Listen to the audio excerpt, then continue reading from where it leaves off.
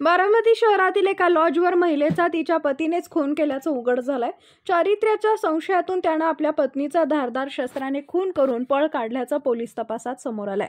या प्रकरणी बारामती शहर पोलिसांनी संबंधित महिलेच्या पतीवर गुन्हा दाखल केला असून फरार आरोपीच्या शोधाला सुरुवात झाली आहे। रेखा विनोद भोसले असं मृत महिलेचं नाव असल्याचं निष्पन्न झालंय, तर तिच्या खून प्रकरणी तिचा पती विनोद गणेश भोसले याच्यावर बारामती शहर पोलीस ठाण्यात खुनाचा गुन्हा दाखल करण्यात आला आहे।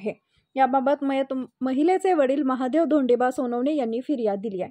काल सायंकाळी बारामती शहरातील एका लॉजमध्ये महिलेचा मृतदेह आढळून आला होता। संबंधित महिला आपल्या पतीसह या लॉजमध्ये आली होती।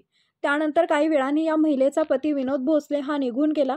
त्याने आपण पत्नीचा खून केल्याची माहिती नातेवाईकांना दिल्यानंतर हा प्रकार उघडकीस आला होता। चारित्र्याच्या संशयातून या महिलेचा खून झाल्याचं प्राथमिक पोलीस तपासात निष्पन्न झालंय। या घटनेनंतर आरोपी पती फरार झाला असून त्याच्या शोधासाठी पोलीस पथके रवाना करण्यात आली आहेत। या घटनेचा अधिक तपास बारामती शहर पोलीस ठाण्याचे पोलीस निरीक्षक दिनेश तायडे व सहाय्यक पोलीस निरीक्षक चेखे यांच्या पथकामार्फत सुरू आहे।